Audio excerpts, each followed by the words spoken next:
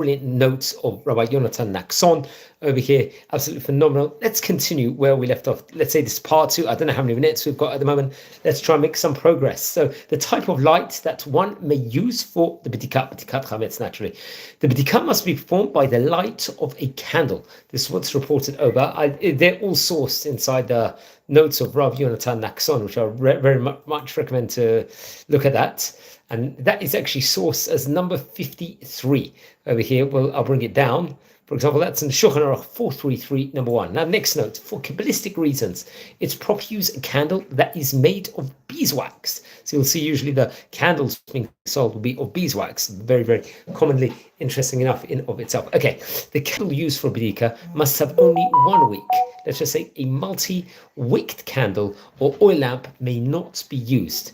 If one used, let's just say, a multi-wicked candle for the Bedikat, one must perform the Bedikat again with a regular candle, but a new bracha should not be recited. So once you've already said a bracha, a blessing, that is enough. One may use a flashlight when performing Bedikat Hametz. However, it is ideal to begin the Bedikat with a candle and switch then to a flashlight, let's just say, after checking a few spots. Now, next thing. 46. Although the Bedikat must be performed with a candle, it's not necessary to turn off the lights in one's home, and it's even preferable to leave them on. That's another interesting tidbit, let's just say, within regards to that. Now, areas where one is required to perform the Bedikat Hametz over here, where in the house. So Bedikat Hametz, number 47, must be performed in any place where Hametz may have been, let's say, brought that year, possibly, potentially. That's what it's got to be. Now, it must be performed in any rooms or closets that one may have entered during the course of a meal. In homes with small children, for example, any place that a child can reach must be checked. Number 49, even though one does not generally bring chametz, let's say, to the bathroom in those places, if one has children who might have entered the bathroom with chametz in the hands, he must search the bathroom as well. So very, very interesting. So, we have to check all these rooms, these different rooms where was chametz actually put in, was it not? These are all different factors within regards to that. Obviously, ideally, one should not bring any food inside the bathroom, full stop. But, these things can happen. Okay, so let's continue. Over here, just got the baby next to me. Okay, areas, now we're talking about over here. Bedikat Hametz is required, let's just say, in a yard or a porch, if an animal or bird cannot enter it, since one cannot assume that food has been eaten over there. Now, let's say a resident of an apartment building should perform Bedikat Hametz in the hallway outside his apartment. That's another thing. If Shali scored Demet, tada. Chazak. Yeah, so it's just interesting. You get some action where just trying to learn the laws, there's not much time. So, Baruch Hashem, it's a busy house. Everyone's actually tidying the for chametz at the moment, which is absolutely brilliant. So I'll just repeat that one again. Bedikat Hametz is required in a yard or porch if an animal or bird cannot enter it, since one cannot assume that the food has been eaten. That is interesting. A resident, let's just say, of an apartment building should perform Bedikat Hametz in the hallway outside of his apartment. Now, 53, one who owns a store or a locker or has an office outside of his home must perform Bedikat Hametz in those areas. This Bedikat should be performed after the Bedikat in one's home, so one's house is preferable, without reciting an additional bracha. The Bedikat on these places may be satisfied by performing the Bedikat on the night of the 13th of Nisan, or by selling the areas to non-Jew, which exempt, let's say, those areas from requirement of Bedikat Hametz. Now, number 54. Bedikat Hametz must also be performed in one's car. So we washed our car properly yesterday. Therefore, when reciting the bracha in one's home, one should also have his car in mind and then inspect it after inspecting his houses. 55. One does not have to search through his books for chametz. That's what's reported here.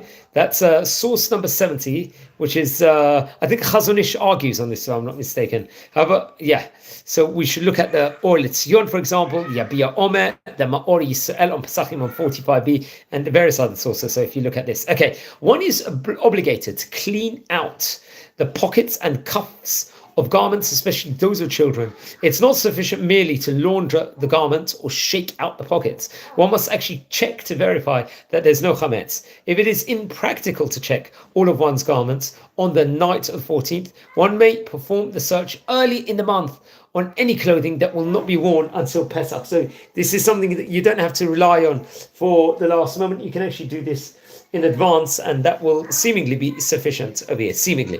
Okay, Bedikat Hametz is not required in a room or an area that one will be selling to a non-Jew for Pesach, even if there is known Hametz over here. That's what's stated over here. If one owns an empty home, that's number 58, he does not have to perform a Bedikat in it every year.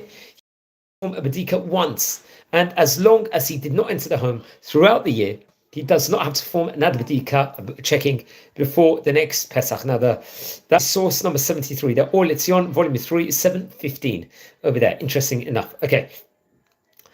Yeah. Number 59. Bedikat Hametz is required in a synagogue and a Beit Midrash.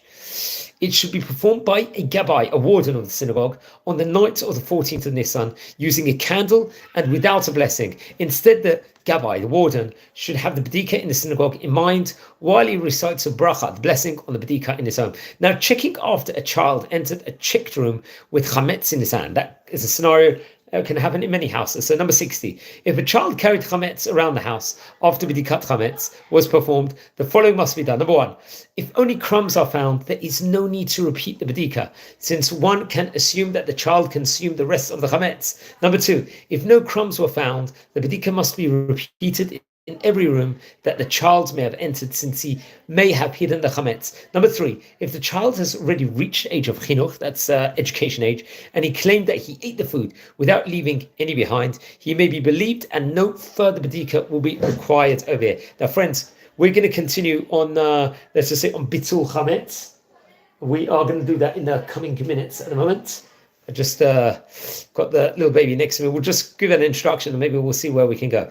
When one has completed Bedikat Hametz, he must recite the text for Bitul Hametz, the renunciation of ownership over Hametz. Given the possibility that there is some Hametz in one's possession that he did not discover during his search, one must recite, let's say, the Bitul and renounce the ownership over any remaining Hametz, so that, let's say, he's going to be over here avoiding, let's just say, given the possibility that there is still some chametz in one's possession that he did not discover during research, one must recite the bitul and renounce ownership over any remaining chametz, as to avoid violating the prohibition of owning chametz during Pesach. So that's something one's got to be aware of. This declaration is customarily recited in Aramaic and is read as follows. One will say, Kol chamira di'ikab rishuti, d'lo chazitei, d'lo v'iratei, levatel rabei kafra da'ara. All chametz and leavening agents that are in my possession, that I did not see and did not burn, are hereby nullified and should be like the dust of the earth. That's what's stated here. Now, a few more laws with regards to this. Number 62, over here.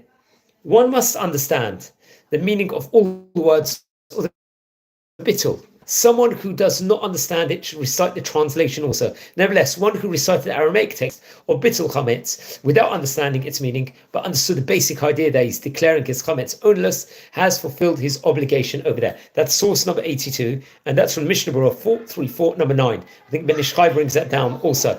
Now, the declaration should be recited 3 times, and in one of the 3 times, the person should add the word hefka in the final clause. Let's say, Ve'le hevei Hafker ke afra de ara. It should be ownerless like the dust of the earth. Let's do a few more. Even if a person appoints somebody else to search his home on his behalf, the homeowner should nevertheless declare the bitul. Even though he does not personally perform the bedika, it is still his responsibility to recite the bitul. Number 65, a man who is not home, over here, must declare bitul chametz and should not rely on his wife to do it for him. Now, the source for that, 87, is Mishnah Berurah 434, number 18, over here. One may recite the bitul wherever he is, even if he is far away from his home. He may and must declare the bitul in order to renounce ownership over the chametz in his possession. Now, let's say if a person is away and his wife suspects that he may not remember to declare the bitul, she may recite the declaration on his behalf, even though he did not commission her to do so. In such case, she recites Kol Chamira, the Ikab Rushut Ba'ali, or Chametz that is in my husband's possession. 2 more and we'll wrap it up. The bitul can be recited even when alone, and one does not need 3 people to hear the bitul. After one completes the search and recites the bitul, he should store all of the chametz that he will eat or burn in a safe place for the following morning. Let's just say it should be kept somewhere high out of reach for children and should be covered such that animals or pets cannot access it, to ensure that it will not be spread throughout the zone. We're going to continue this in due course. Wishing you all well, friends. Enjoy.